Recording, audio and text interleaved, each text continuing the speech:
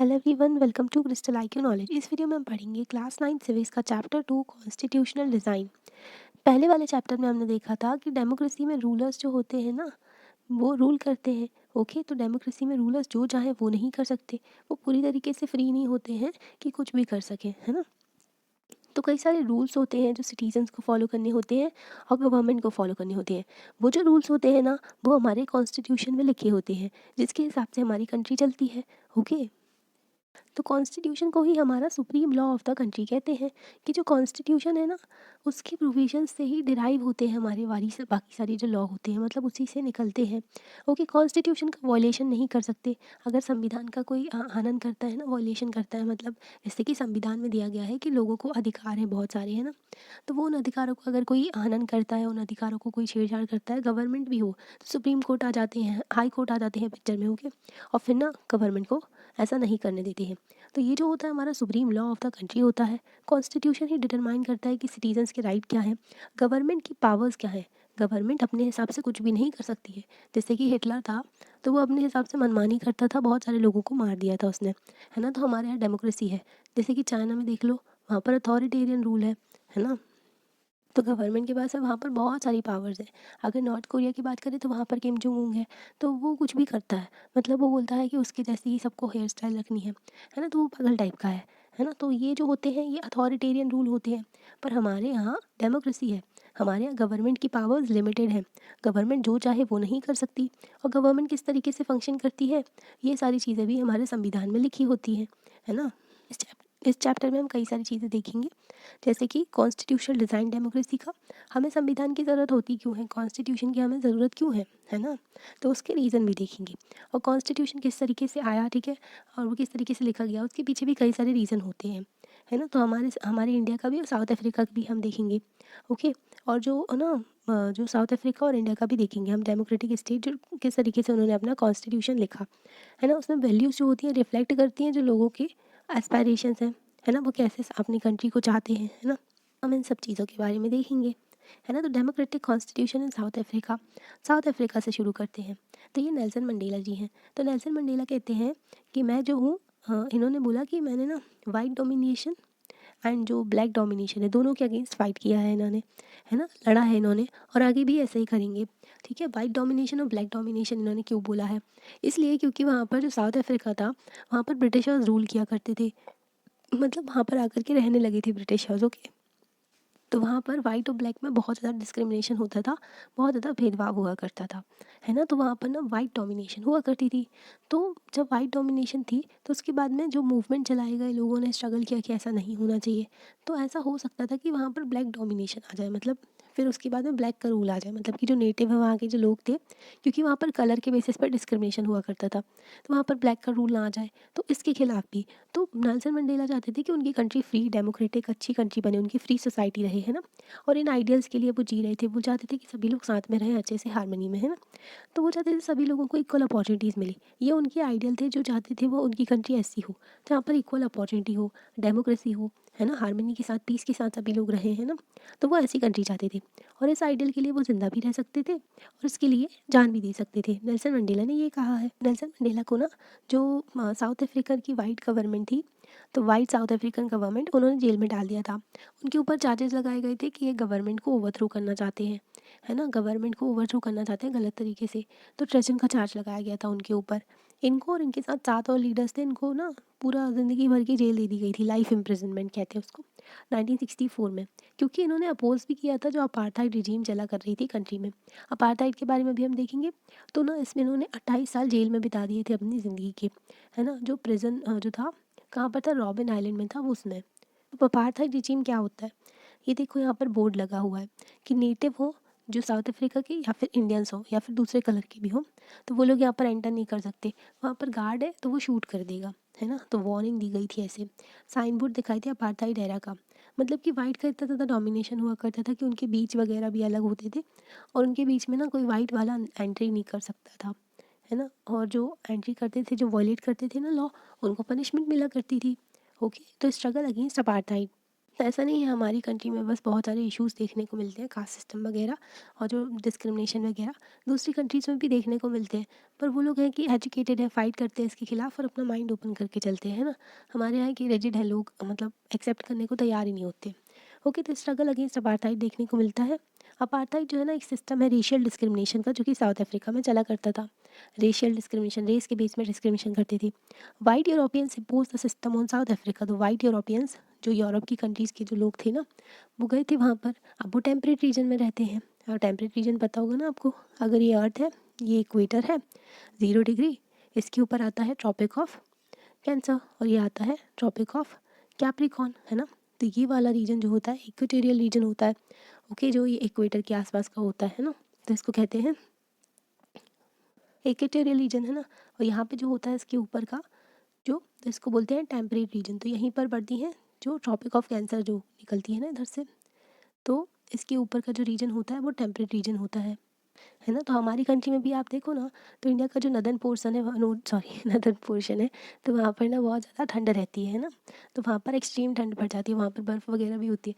अगर आप और ऊपर जाओगे तो जैसे रशिया वगैरह हो गया, है ना, तो ये टेम्परेट रीजन में आते हैं, यहाँ पर बहुत ठंड पड़ती है ना। तो वहाँ की जो स्किन होती है ना उन लोगों की, इसलिए उनका कलर गोरा होता है ना। तो वो जोग्राफी की वजह से इंसान का जो कलर होता है ना, साउथ अफ्रीका जो एकदम साउथ में, मतलब नीचे पड़ जाता है अफ्रीका में, है ना, कॉन्टिनेंट में। तो साउथ अफ्रीका में देखो तो वहाँ पर जो स्किन कलर है लोगों का, वो जो ग्रीन सॉरी ब्लैक है। ओके, और जो हमारे इंडिया में देखो तो वो मिक्स्ड सब मिलता है ना। तो ये जो है, तो यूरोपियंस जो है वो लोग गोरे थे तो अपने आप को सुपीरियर मानते थे, है ना। During the 17th and 18th century the trading companies from Europe occupied it with arms and forces in the way they occupied India. तो जिस तरीके से उन्होंने इंडिया में अपना ट्रेड करने आए थे और फिर धीरे धीरे यहाँ पर कंट्रोल कर लिया था। पर साउथ अफ्रीका में वहाँ पर हथियारों के थ्रू, फोर्सेस के थ्रू उन्होंने वहाँ पर पूरा कंट्रोल कर लिया। बट इंडिया में वो इस तरीके से सेटल होकर रूल नहीं कर रहे थे, हमारे यहाँ ऑलरेडी इतने सारे राजा महाराजा थे, रूल कर रहे थे, है ना। साउथ अफ्रीका में जा करके बस करके वहाँ रहने लगे और वहाँ पर रूल करने लगे, है ना। वहाँ पर अपनी सरकार चलाने लगे। इसे जो ये सिस्टम है ना, सिस्टम ऑफ अपार्थाइड ने डिवाइड कर दिया था लोगों को, इनके ऊपर लेबल लगा दिया था स्किन कलर का, है ना। सारे जो गोरे वाले हैं वो बस सुपीरियर हैं, बाकी सारे चाहे किसी भी देश से आए हो, नेटिव हैं जैसे कि इंडियंस हो गए या फिर साउथ अफ्रीका के जो लोग हैं, वो सब इन्फीरियर हैं। नेटिव पीपल जो साउथ अफ्रीका के वो ब्लैक कलर के थे, उनकी पॉपुलेशन ज़्यादा थी पर उनके ऊपर जो है वाइट का डोमिनेशन था। बिसाइड दीज टू ग्रुप्स और भी लोग थे जो कि मिक्स्ड कलर रेस के थे, जैसे कि हमारे महात्मा गांधी गए थे वहाँ पर, है ना। तो उनको भी ट्रेन से निकाल के फेंक दिया था, मतलब गिरा दिया था, है ना, बाहर निकाल लिया गया था, वही अपार्थाइड रिजीम के चक्कर में, है ना। तो ये जो था ना, यहाँ पर मिक्स्ड कलर रेसेस थे, उनके साथ भी जो डिस्क्रिमिनेशन हुआ करता था, जो कि इंडिया से माइग्रेट किए थे। माइग्रेट का मतलब एक जगह से दूसरी जगह जाना, है ना। तो वाइट रूलर जो थे वो सारे जितने भी नॉन वाइट्स हैं उनको इन्फीरियर ट्रीट करते थे, और जो नॉन वाइट्स हैं उनके पास में वोटिंग का अधिकार भी नहीं होता था। अपार्थाइड सिस्टम जो था पर्टिकुलरली ऑप्रेसिव था फॉर ब्लैक्स। तो ब्लैक्स के लिए बहुत ज़्यादा मतलब खतरनाक था ये, और बहुत ज़्यादा लोगों को परेशान करता था ये जो अपार्थाइड सिस्टम था।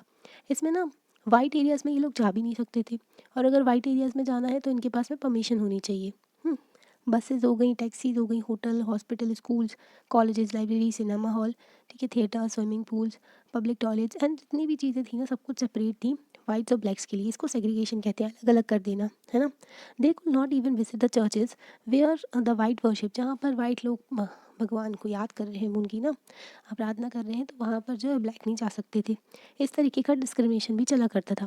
Blacks could not form association और protest against the terrible treatment. अब जो जिनके साथ में आप गलत कर रहे हो तो आपको डर भी तो रहेगा कि वो कहीं आपके खिलाफ बोल ना दे, है ना। तो इसलिए क्या होता है कि जो ब्लैक्स थे ना उनके ऊपर बहुत सारे रिस्ट्रिक्शन लगाए गए थे, जैसे कि हमारे इंडियंस के ऊपर भी बहुत सारे रिस्ट्रिक्शन लगाए थे, है ना। जब ब्रिटिशर्स हमारे यहाँ रूल कर रहे थे किसी को कोई आज़ादी नहीं थी। आपने मूवीज़ में भी थोड़ा थोड़ा देखा होगा, है ना, किस तरीके से वो लोग ट्रीटमेंट किया करते थे इंडियंस के साथ में, है ना। तो ब्लैक्स जो है वो ना वो लोग कोई एसोसिएशन, कोई ग्रुप नहीं बना सकते थे, ना ही प्रोटेस्ट कर सकते थे वाइट के अगेंस्ट। सिंस 1950, तो 1950 से जो ब्लैक कलर्ड हो गए और इंडियंस थे उन्होंने लड़ना शुरू किया अपार्थाइड सिस्टम से। ठीक है, जो अपार्थाइड है उसको ख़त्म करना है, तो इसकी बात लोगों ने शुरू कर दी। तो उन्होंने लॉन्च किया एक अपनी ना मार्चेस निकाली, प्रोटेस्ट किया, है ना, प्रोटेस्ट मार्चेस, और स्ट्राइक भी कर दी। अफ्रीकन नेशनल कांग्रेस बनाई उन्होंने, जैसे कि हमारे यहाँ भी जो इंडियन नेशनल कांग्रेस बनाई गई थी जो फ्रीडम स्ट्रगल मूवमेंट को लीड करने के लिए, बाद में वो कुछ और बन गई, वो बात अलग है। पर हाँ, तो ये जो है पहले एक कांग्रेस बनाई गई थी यहाँ पर, जो कि लीड करेगी किसको, स्ट्रगल अगेंस्ट जो पॉलिसीज़ ऑफ सेग्रीगेशन जो कि अपार्थाइड सिस्टम चल रहा है उसके अगेंस्ट।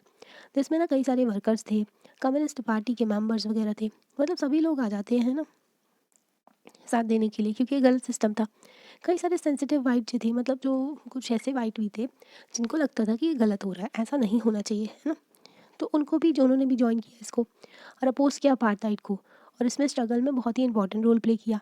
सेवरल कंट्रीज़, कई सारी कंट्रीज़ जो थी उन्होंने भी बोला कि अपार्थाइड सिस्टम बहुत ख़राब है, अनजस्ट है ना, और रेसिस्ट है, ये गलत है।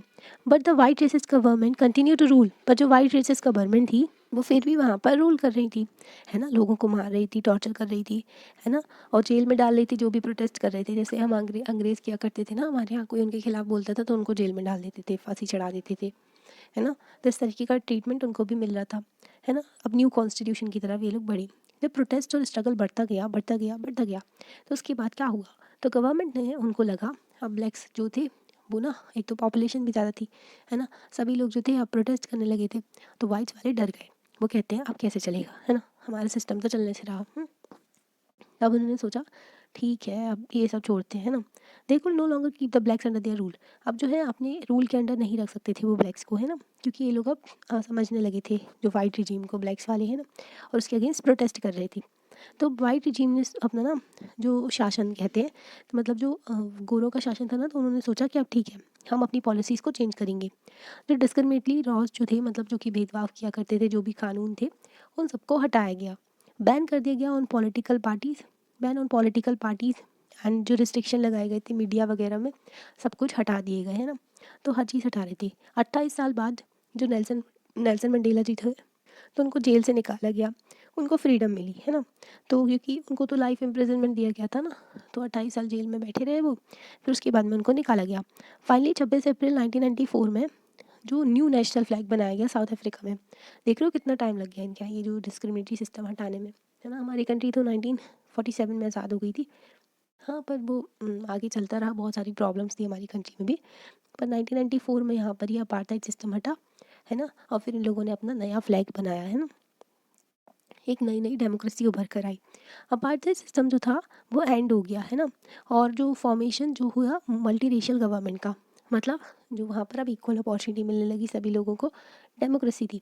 अब ऐसा नहीं था सारे गोरे बस रहेंगे वहाँ पर, अब सभी लोग, सारे रेसेस के लोग जो थे, कोई भी कलर का हो, कोई भी इंसान, है ना, तो अब सारे कलर्स को इम्पोर्टेंस दी जाने लगी, है ना। तो अब सभी लोग गवर्नमेंट में फॉर्म कर सकती थी गवर्नमेंट। तो ये किस तरीके से हुआ, let us here Nelson Mandela first president of new south Africa. तो नेल्सन मंडेला को फर्स्ट प्रेसिडेंट बनाया गया साउथ अफ्रीका का। तो वो एक चीज़ और बोलते हैं, तो ये क्या कहते हैं, तो नेल्सन मंडेला कहते हैं कि जो मतलब जो हिस्टोरिकली जो इतने सारे मतलब इतने सालों तक जो लोग दुश्मन रहे, जो ब्लैक और वाइट हैं, तो वो लोग पीसफुली शांति से बातचीत किए और नेगोशिएट किए और अपार्थाइड से डेमोक्रेसी की तरफ बढ़ गए। अपार्थाइड जिसमें बहुत ज़्यादा डिस्क्रिमिनेशन होता था, तो अब वो डेमोक्रेसी की तरफ बढ़ गए जहाँ पर सभी लोगों को आज़ादी है ना। तो वहाँ पर क्योंकि उनको एक दूसरे में जो गुडनेस है, उनकी अच्छाई है, वाइट हो गई, ब्लैक हो गए, तो उनको उसमें भरोसा आ गया था, है ना।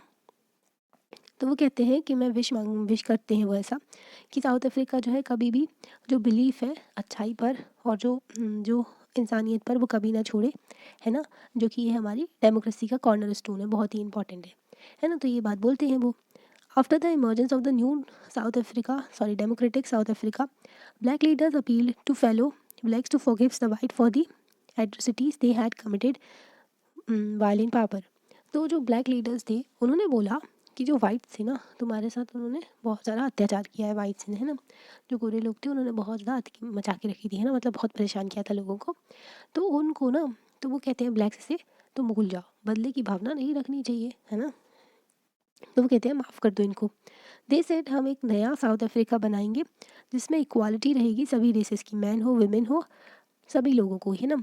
और डेमोक्रेटिक वैल्यूज़, और डेमोक्रेटिक वैल्यूज़ पे लेकर चलेंगे, सोशल जस्टिस होगा, ह्यूमन राइट्स होंगे, मानव अधिकार सबको मिलेंगे, सोसाइटी में जस्टिस होगा, है ना, और वैल्यूज़ आगे लेकर चलेंगे। पार्टी जो थी that ruled through operation and brutal killings and the party that led freedom struggle.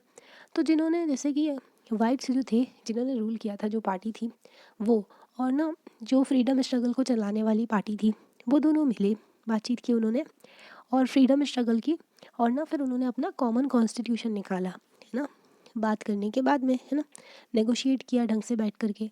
After 2 years of discussion, 2 साल डिस्कशन करने के बाद में एंड डिबेट के बाद में वो लोग ना एक नया कॉन्स्टिट्यूशन लेकर के आए, अच्छा वाला कॉन्स्टिट्यूशन। उनके संविधान में लिखा गया था, सिटीजन्स को अधिकार दिए गए थे और बहुत सारे राइट्स दिए गए थे जो कि ना उनकी कंट्री में। Together they decided that in search of for a solution to the problem nobody should be excluded, no one should be treated as a daemon.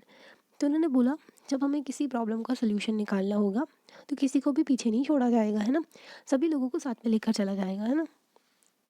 They agree that everybody should become a part of the solution. उन्होंने माना, वो लोग सब लोग agree किए कि जो हर कोई जो है सोल्यूशन का पार्ट बनेगा, कोई भी हो, what ever they might have done और रिप्रेजेंटेड इन द पास्ट, जो भी उन्होंने अपने जो पास्ट में गलतियाँ की हैं, तो उन सबको ना मतलब वो सब छोड़ करके वो सोल्यूशन का पार्ट बनेंगे, है ना। तो प्रियम्बल देखिए हम साउथ अफ्रीकन का, तो वो जो है इस स्पिरिट को दर्शाती हैं। अभी हम प्रियम्बल देखेंगे, साउथ अफ्रीका का भी देखेंगे और अपना प्रियम्बल भी पढ़ेंगे, ओके, थोड़ी देर बाद, ओके। जो कॉन्स्टिट्यूशन था साउथ अफ्रीका का, उन्होंने इंस्पायर किया पूरे जो वर्ल्ड में जो मोस्ट अनडेमोक्रेटिक मानी जाती थी कंट्री, क्योंकि वहाँ पर रेसिज्म चलता था, अपार्थाइड चलता था, भेदभाव होता था, है ना। 1994 तक जो कंट्री को ज़्यादा लोग सपोर्ट नहीं करते थे, नहीं पसंद करते थे, उनकी इमेज ख़राब थी वर्ल्ड में, तो वो अब मॉडल ऑफ डेमोक्रेसी बन गई थी। ऐसे कैसे पॉसिबल हुआ? ये पॉसिबल हुआ जो साउथ अफ्रीका के लोग थे उनकी वजह से, जिन्होंने अपना जो कंट्रीब्यूशन किया और बोला कि हम अभी रेनबो नेशन बनाया उन्होंने, सभी को, मतलब सभी लोग इसमें अच्छे से रह सकते हैं। तो साउथ अफ्रीका कॉन्स्टिट्यूशन के ऊपर बोलते हुए नेल्सन मंडेला कहते हैं, उन्होंने कहा कि जो उनका कॉन्स्टिट्यूशन है वो फ्यूचर और पास्ट की दोनों की बातें करता है, ओके। और ये जो कॉन्स्टिट्यूशन है ना इनका, साउथ अफ्रीका डिक्लेयर करता है कि वो अपना ना दोबारा अपना जो उनका पास्ट था जिसमें बहुत ज़्यादा भेदभाव होता था, है ना, रिप्रेसिव था, बहुत ही ज़्यादा जो ना ब्लैक और वाइट के बीच में डिस्क्रिमिनेशन होता था, वो सब नहीं होगा, रिपीट नहीं होगा, उन्होंने ऐसा कहा, ठीक है। और जो है ना, और बोला कि ये जो ट्रांसफॉर्मेशन है हमारी कंट्री का, कि हम एक ऐसी कंट्री है जो सभी लोग साथ में रहेंगे अच्छे से शेयर करके, है ना, और चाहे ब्लैक हो, चाहे वाइट हो, मैन हो, वेमेन हो, सभी लोग अच्छे से इस कंट्री में रहेंगे। तो ये साउथ अफ्रीका में जो नेल्सन मंडेला उनकी प्रेसिडेंट बनी थी ना फर्स्ट, उन्होंने बोला why do we need constitution, तो हमें कॉन्स्टिट्यूशन की ज़रूरत क्यों होती है। कॉन्स्टिट्यूशन एक एग्जाम्पल होता है, इज़ अ गुड वे और to understand why do we need a constitution is what do constitution do. तो साउथ अफ्रीका जो है एक अच्छा एग्जाम्पल है जिससे हम समझ सकते हैं कि जो कॉन्स्टिट्यूशन की ज़रूरत क्यों है हमें, कॉन्स्टिट्यूशन करता क्या है। The oppressor and the oppressed in this new democracy were planning to live together as equals. अब जिन्होंने इस कंट्री पर रूल किया, जो ना वाइट थे, जिन्होंने सारा कुछ मतलब अपने कंट्रोल में लेकर के रखा था, लोगों को परेशान कर रहे थे, वो लोग ओप्रेसर हैं। और जो ओप्रेस्ड जो लोग हैं, जो ब्लैक्स थे, जो भी अदर रेसेस के लोग थे, जो भी परेशान थे वहाँ पर, दोनों साथ में आए, दोनों ने बोला कि अब हम एक डेमोक्रेटिक कंट्री बनाएंगे और सब साथ में अच्छे से रहेंगे, जहाँ पर सभी लोगों को इक्वल अपॉर्चुनिटीज़ मिलेंगी, मतलब किसी के साथ भी भेदभाव नहीं होगा। It was not going to be easy for them to trust each other, पर वो दोनों एक दूसरे के ऊपर भरोसा कैसे करते, oppressed oppressor. They had there fear, तो उनमें भी अपने मन में उनका डर था कि ऐसा ना हो कहीं वाइट फिर से डोमिनेशन कर ले, और वाइट को भी डर था कहीं ब्लैक फिर से ब्लैक जो है हम लोगों से बदला ना ले, है ना। They wanted to safeguard their interest, वो चाहते थे कि उनका इंटरेस्ट जो है सेफ गार्ड हो, है ना, उनके साथ में गलत ना हो। ब्लैक जो मेजॉरिटी थी, वो चाहते थे कि जो मेजॉरिटी का रूल हो, है ना, डेमोक्रेसी में क्या होता है, मेजॉरिटी का रूल होता है ना, जिसको ज़्यादा वोट मिलते हैं वही रूल करता है ना। They wanted substantial and social economic right, तो वो चाहते थे कि सोशो इकोनॉमिक राइट हो, है ना, सभी लोगों को जो है सोसाइटी में इक्वल ट्रीटमेंट मिले और इकोनॉमिकली भी उनको इक्वल ट्रीटमेंट मिले, है ना, किसी को भी इकोनॉमिक कंडीशन के बेस पर डिस्क्रिमिनेशन ना हो, मतलब वो कितना रिच है, कितना गरीब है, ओके, या फिर सोसाइटी में काले गोरे के नाम पर, है ना। द वाइट माइनॉरिटी चाहती थी कि उनको उनकी प्रॉपर्टी वगैरह जो है उससे अलग ना किया जाए, क्योंकि ऐसा भी हो सकता है ना कि वाइट्स ने बहुत ज़्यादा कमा के रखा हुआ था तो ब्लैक्स उसको ले लें, तो वो भी डर रहे थे। तो वाइट माइनॉरिटी चाहती थी अपनी प्रॉपर्टी को प्रोटेक्ट करना, और जो भी उनके प्रिविलेजेस थे, जो भी उनको अच्छी खासी ज़िंदगी जो जी रहे थे। आफ्टर अ लॉन्ग नेगोशिएशन दोनों ने अच्छी खासी बातचीत की, दोनों पार्टी ने कॉम्प्रोमाइज़ किया। वाइट्स ने बोला ठीक है, मेजॉरिटी रूल होगा, दैट 1 पर्सन 1 वोट, एक पर्सन का एक वोट होगा, ओके। और फिर ना, और उन्होंने एग्री किया कि जो बेसिक राइट्स भी होंगे, जो पुअर हो गए, वर्कर्स हो गए, जो गरीब हैं, जो कि काम करते हैं वर्कर्स, उनको भी। The blacks agree that the majority rule would not be absolute, तो ब्लैक्स ने भी एग्री किया कि जो मेजॉरिटी रूल होगा वो एब्सोल्यूट नहीं होगा, ठीक है, मतलब पूरी तरीके से मनमाना नहीं होगा जो रूल होगा मेजॉरिटी का, है ना, रीजनेबल रिस्ट्रिक्शंस होंगे उसमें भी। ऐसा नहीं है कि जो मेजॉरिटी रूल कर रही है तो वो अपने हिसाब से सब कुछ रूल कर लेगी, है ना। तो कॉन्स्टिट्यूशन उनके ऊपर लिमिट्स लगाते हैं, है ना। They agree that the majority will not take away the property of the whites minority, उन्होंने एग्री किया, वो लोग इस बात को माने, सहमत हुए कि जो जो वाइट है ना उनकी माइनॉरिटी, जो वाइट माइनॉरिटी मतलब कम नंबर में जो लोग होते हैं, मेजॉरिटी मतलब जो ज़्यादा नंबर में लोग हैं, है ना। तो माइनॉरिटी, जो वाइट माइनॉरिटी है, उनकी प्रॉपर्टी नहीं छीनी जाएगी, नहीं ली जाएगी, है ना। This compromise was not easy, ये कॉम्प्रोमाइज़ ईजी नहीं था, जैसा आप पढ़ रहे हैं ना, इतना ईजी नहीं था। मतलब इतने सारे लोग, इनके साथ में इतना भेदभाव हुआ, वो लोग सब साथ में आकर के बातचीत करके अपना जो सोल्यूशन निकाल रहे हैं, अपने देश को आगे लेकर के चल रहे हैं, है ना। तो ये ईजी नहीं था। तो ये कॉम्प्रोमाइज़ इम्प्लीमेंट कैसे किया गया? Even they manage to trust each other, what was the guarantee that this trust will not be broken in future. अगर वो एक दूसरे के ऊपर ट्रस्ट भी कर लेते तो क्या गारंटी थी कि वो जो है ये ट्रस्ट टूटता नहीं उनका फ्यूचर में। तो एक ही वे, तो the only way to build and maintain trust for, जो ट्रस्ट है इस सिचुएशन में बनाए रखना, मतलब एक दूसरे के ऊपर भरोसा बनाए रखना का एक ही सोल्यूशन था। क्या सोल्यूशन था? कि ऐसे रूल्स लिख दिए जाए जो सब लोग फॉलो करें। जैसे कि आप गेम खेलते हो, है ना, तो उसमें एक कुछ रूल्स बना दिए जाते हैं तो सब लोग फॉलो करते हैं, है ना। तो यहाँ पर भी कुछ रूल्स लिखे जाएंगे। These rules lay down how rulers are to be chosen, इसमें लिखा जाएगा ये रूल्स होंगे किस तरीके से एक जो रूलर है कंट्री को, जो रूल करेगा, जो लीडर होगा हमारी कंट्री का, जैसे उनकी कंट्री का, तो वो चूज़ कैसे किया जाएगा, है ना। These rules are also determine what the elected governments are empowered to do, यही रूल्स बताएंगे कि जो है ना, कि जो गवर्नमेंट इलेक्ट होके आई है, जो गवर्नमेंट है उसकी पावर्स क्या है ना, और वो क्या कर सकते हैं, अपने मनमाने तरीके से नहीं चल सकते। फाइनली ये जो रूल्स हैं डिसाइड करेंगे कि सिटीजन्स को क्या राइट्स हैं, तो सिटीजन्स को क्या अधिकार दिए गए हैं, ये भी डिसाइड किया जाएगा, है ना। तो जैसे हमारे संविधान में भी दिए गए हैं, जो आर्टिकल 12 से लेकर के 35 तक फंडामेंटल राइट्स दिए गए हैं सिटीजन्स को अधिकार, वैसे ही यहाँ पर भी फंडामेंटल राइट्स दिए गए हैं, क्योंकि एक डेमोक्रेसी है, डेमोक्रेसी में सिटीजन्स जो होते हैं वो सबसे पहले आते हैं, है ना, वही सुप्रीम होते हैं। कॉन्स्टिट्यूशन होता है पर जो पीपल के अकॉर्डिंगली चलते हैं, है ना। तो यहाँ पर तो these rules will work only if the winner can not change them very easily. ये रूल्स तभी काम कर पाएंगे जब जो जीतता है ना इलेक्शन, वो इसको अपने हिसाब से चेंज ना कर दे। जैसे कि चाइना में देखो ना, तो क्या होता है, उनके यहाँ तो वैसे भी ऑटोक्रेटिक है, सब अपने मनमानी करते हैं ना, जो उनके लीडर है। तो वो जैसे ही उनका इलेक्शन हुआ, उन्होंने चेंज कर दिया कि वही यहाँ के प्रेसिडेंट रहेंगे आगे के जो भी 10 20 25 साल तक है। इस तरीके से वो चेंज कर देते हैं और फिर वहाँ पर रूल करते रहते हैं। तो ऐसे ही होता है ना। तो जब लीडर जो है अपने हिसाब से जो बेसिक रूल बनाए गए हैं उनको चेंज नहीं कर पाएगा, ये बात की गई यहाँ पर, है ना। उन्होंने एग्री किया, इन सारे जो रूल्स थे इनमें उन सबकी सहमति हुई। सब लोगों ने माना कि ये जो रूल्स होंगे ये सुप्रीम होंगे, सबसे ऊपर होंगे, और कोई भी गवर्नमेंट जो है इसको इग्नोर नहीं कर सकती। जो ये बेसिक रूल्स हैं इन्हीं को कॉन्स्टिट्यूशन बोला गया है, जो सेट ऑफ बेसिक रूल्स है ना, इन्हीं को कॉन्स्टिट्यूशन बोला गया। कॉन्स्टिट्यूशन मेकिंग जो है यूनिक थी साउथ अफ्रीका की, मतलब not unique to South Africa. मतलब कॉन्स्टिट्यूशन तो हर कंट्री का होता है। Every country has diverse group of people.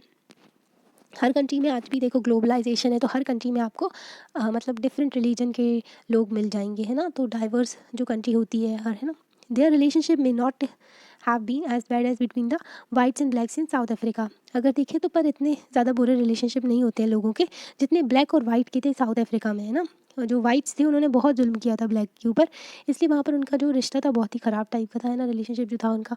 But all over the world people have differences of opinion and interest. अगर आप वर्ल्ड में देखो सभी लोगों के अपने ओपिनियन होते हैं, डिफरेंट पर्सपेक्टिव होता है ना, सोचने का तरीका अलग होता है, ओपिनियन बिलीफ भी अलग होता है ना। चाहे डेमोक्रेटिक हो या ना हो, ज़्यादातर कंट्री जो है वो कुछ बेसिक रूल्स बनाती हैं जो कि फॉलो करते हैं वो लोग, है ना। This applies not just to government, ये जो गवर्नमेंट पे अप्लाई करते ही हैं, पर कोई भी एसोसिएशन है, हर किसी एसोसिएशन अगर देखें ना तो उनका कॉन्स्टिट्यूशन होता है एक। जैसे कोई ऑर्गेनाइजेशन है तो उनका एक जो कॉन्स्टिट्यूशन वो बनाते हैं अपना कि ये रूल्स हम फॉलो करेंगे, है ना। तो अगर कंपनी में ये है तो उसमें भी कुछ रूल्स होते हैं जो कि सबको फॉलो करने होते हैं। इट कुड बी कहीं हो सकता है कि कोई क्लब हो एरिया में, या फिर कोई कोऑपरेटिव सोसाइटी हो, कुछ ग्रुप हो लोगों का, तो वो कुछ बनाते हैं, या फिर कोई पॉलिटिकल पार्टी हो तो उनका भी एक बेसिक जो रूल्स होते हैं वो फॉलो करते हैं, है ना। जैसे ना ऐसे तो फॉलो करते हैं rule. They all need a constitution, हर किसी का कॉन्स्टिट्यूशन होता है। Thus constitution of a country is a set of written rules that are accepted by all people living together in a country. Constitution जो होता है हमारे जो कंट्री का, वो ना कॉन्स्टिट्यूशन जो है कंट्री का, कुछ रिटन रूल्स होते हैं जो कि सभी लोग एक्सेप्ट करते हैं, जो सभी लोग साथ में रहते हैं। कॉन्स्टिट्यूशन जो होता है सुप्रीम लॉ होता है, जो डिटरमाइन करता है relationship among people living in a territory.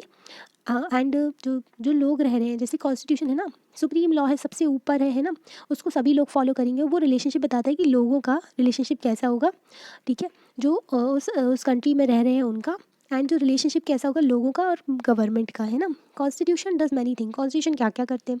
First, it ना, ये जो कॉन्स्टिट्यूशन होता है इसकी वजह से ट्रस्ट आता है लोगों के बीच में, और कोऑर्डिनेशन करते हैं लोग, सब साथ में अच्छे से रहने को तैयार हो जाते हैं ना, सभी लोग जो डिफरेंट काइंड ऑफ पीपल है ना।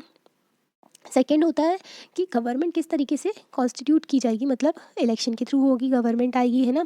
जैसे प्रेसिडेंशियल सिस्टम होता है, पार्लियामेंट्री सिस्टम होता है डेमोक्रेसी में, तो यहाँ पर सीधे डायरेक्टली इलेक्ट किया जाता है प्रेसिडेंट को। प्रेसिडेंशियल सिस्टम में जैसे कि यूएस है, वहाँ पर जो उनके प्रेसिडेंट होते हैं उनको डायरेक्टली इलेक्ट करते हैं सभी लोग। हमारे यहाँ देखें तो प्रेसिडेंट को हम डायरेक्टली इलेक्ट नहीं करते हैं, हम जो है अपने रिप्रेजेंटेटिव को चुन के भेजते हैं, और जो रिप्रेजेंटेटिव होते हैं वो लोग जो पार्लियामेंट में बैठते हैं वो लोग प्रेसिडेंट को चुनते हैं, है ना। जब आप आगे की क्लासेस में पढ़ोगे ना तो प्रेसिडेंट के बारे में भी पढ़ोगे, है ना। तो अभी यहाँ पर जो है, और फिर क्या होता है जो किस तरीके से गवर्नमेंट कॉन्स्टिट्यूट की जाएगी और उनकी पावर क्या होगी, है ना। थर्ड, इसमें बताई जाती है लिमिट्स। लिमिट्स क्या है, गवर्नमेंट जो गवर्नमेंट है ना उनकी पावर जो है उस पर भी लिमिट्स लगाई जाती है। ऐसा नहीं है गवर्नमेंट अपनी मनमानी करने लगी, लोगों को कुछ भी करने लगे, जेल में उठा के डाल दे, है ना, जैसे ब्रिटिशर्स किया करते थे, है ना, किसी को भी उठा के जेल में डाल देते थे कहीं भी। उन्होंने अंडमान निकोबार में सेल्युलर जेल भी बनाई थी जहाँ पर कैदियों को भेज दिया जाता था, है ना, काला पानी की सज़ा कहते थे उसको। तो ये जो था अंग्रेज़ों के टाइम पर होता था। इसलिए जो हमारे संविधान बनाने वाले थे ना, उन्होंने ऐसा संविधान बनाया कि लोगों के अधिकारों का हनन ना हो, है ना, गवर्नमेंट को भी लिमिट रहे उसकी पावर पे। तो यहाँ पर भी ऐसा ही संविधान जो होता है ना उस वो जो है लिमिट लगाते हैं गवर्नमेंट की पावर पे, है ना, और बताते हैं कि सिटीजन्स के राइट क्या है, उनको अधिकार क्या दिए गए हैं। फोर्थ है जो एक्सप्रेस करते को जो संविधान होता है ना वो एक्सप्रेस करता है क्या, कि एस्पायरेशन बताता है लोगों का, जो वो अपने कंट्री को कैसा देखना चाहते हैं, उनकी कंट्री कैसी है ना, उनकी जो चीज़ें बताते हैं कि गुड सोसाइटी उनकी कैसी है, कैसे अपनी कंट्री को वो ऐसा क्रिएट कर रहे हैं। जो भी कंट्रीज़ हैं, जो सारी कंट्रीज़ जो होती हैं उनका एक कॉन्स्टिट्यूशन होता है, पर ज़रूरी नहीं है जिनका कॉन्स्टिट्यूशन हो वो डेमोक्रेटिक हो, है ना। जैसे संविधान जो है, जैसे चाइना का भी है कॉन्स्टिट्यूशन, पर वो डेमोक्रेटिक कंट्री नहीं है जहाँ पर लोगों को अधिकार दिए जाए, है ना। तो जो कंट्रीज़ डेमोक्रेटिक होती है ना उनका तो कॉन्स्टिट्यूशन होता ही है।